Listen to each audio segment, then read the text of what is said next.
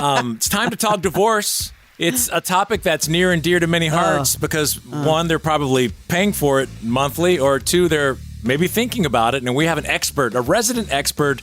Please welcome Jarrod Oxendine. Hey, Jarrod. Good morning. Thanks for having me back on. Excited to be here. You always sound so cheery. Yeah. I have to keep this in a positive light, Leslie. People come see me and they're not always at their best, and they're kind of upset or they may be mad or going through some stuff. So I have to always present the positives because they're always there. It's always funny when they say Jarrod Oxendine's on hold for you. I'm like, oh. But no, it's a good call. It's a good call. Jarrod, since I do celebrity sleaze, I'm always intrigued by these high-powered Hollywood divorces. Seems like Laura Wasser, who settled the one with Kevin Costner and Christine Baumgartner, is now the one that just settled the Ariana Grande, Dalton Gomez divorce. What about these payouts? Are these normal? Because I guess even with a prenup now, there's like a payout, because I guess she had to give Dalton $1,250,000 tax-free.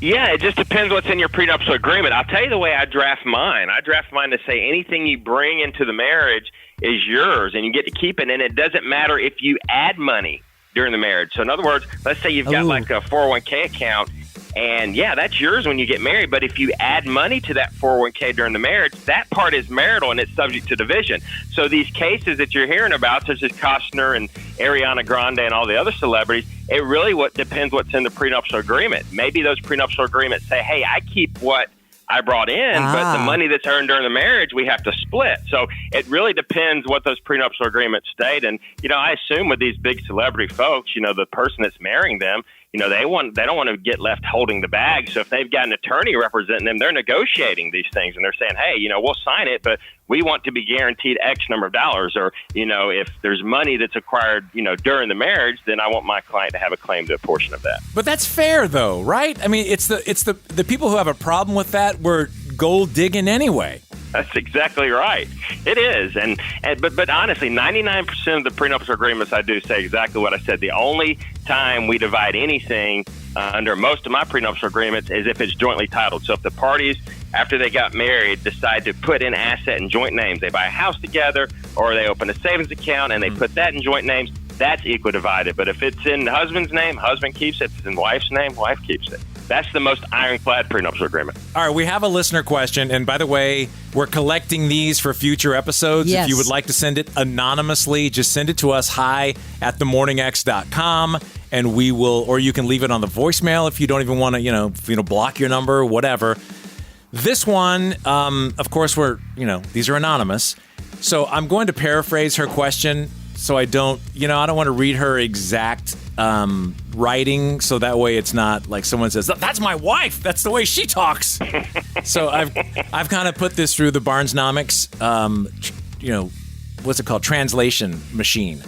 So basically, she is a high-earning female, which we've talked about before, a lot of this trend of high-earning divorcing the football Saturday husband or whatever you want to call him. She is about to do it, hasn't done it yet, wants to know the best way to protect herself financially. And what she means, I believe, is the way she's describing it is they have a bunch of joint things, but she's the big earner, but they're all joint accounts. So her question is, before she files for divorce, and that triggers reactions from obviously the other side, what can she do to protect herself and her fair rights to the money? Well, I'll tell you exactly what she can do, and I've done this many times. I actually had this conversation with a guy earlier this week. These high-income earners, those are usually the ones that have the control over the finances. They're managing the money. Most of the time, the spouse is removed from that, and they're not completely aware of what all the assets are.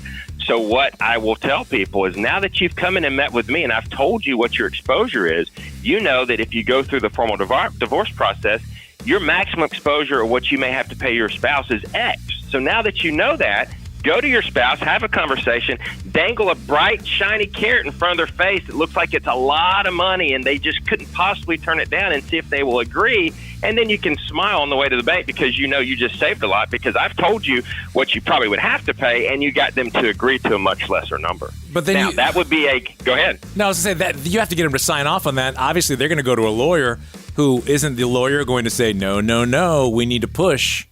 If they do that, Barnes, so that's kind of the whole deal here, is right. I mean, if you make it attractive enough, then your spouse may sign off on it and never hire their own attorney. You would be surprised how many times that happens. Really? Where I'll have a client go present a settlement offer to their spouse, and it's so attractive in their mind that they think the spouse is doing them a favor, and they just can't wait to sign off on it. And so I drafted the documents, and both parties sign it. I submit to the court, and we're done. So that would be an uncontested divorce. Yes, if they turn the offer down, they get their own attorney. It's a whole different process. That attorney is going to discover what all the assets are, and then obviously the claims would change at that point. But it's worth a try, right? I mean, if you're the high-income earner, and the question is, what can I do to try and protect myself and get the best result possible? Keep it in mind, Barnes and Leslie, I represent folks, so I'm aggressive, and I'm zealously advocating for them to get the best result they possibly can.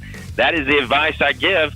And it works out for those folks sometimes. And it's still, don't be too upset for the other person, because they're still getting a lot of money. They may be leaving some money on the table, but guess what?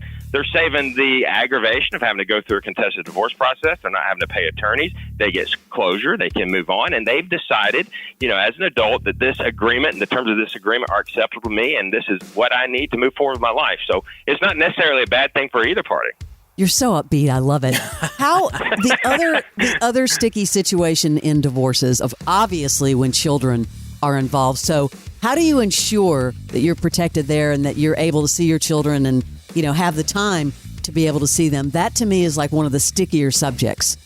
It is, and a lot of people make a mistake with that. So historically, whatever y'all have been doing concerning custody and parenting time is most likely what the court's going to adopt. So if you have not been the primary caretaker and you're out working and traveling and not really tending to the children's day-to-day needs, you're not going to get custody most likely. You might not even get 50-50. But if you are that person that's had the majority of the parenting time and you're doing the daily caretaking, or let's say you're doing at least half of it, and then you decide, you have the bright idea that, I'm tired of this situation. I don't want to stay in this household anymore. I can't stand it. I've had enough. And you move out. And then you leave the children behind, right? Now the children are spending more time with the other parent, and you may be losing some of your claims that you would have either for custody or an equal sharing of parenting time because you have left the house and left the children behind with your spouse. Man. So don't make that mistake. It's all so hard. Well, we do this once a month. Jarrod, thank you. You always have great answers. And everybody, this is free legal advice from the man. So if you have a question about divorce, whether you're in it, about to be in it, whatever, send it to hi@themorningx.com. Jarrod, thank you. Thank you all. We'll speak to you next month. You can find Jarrod at oxlawfirm.com.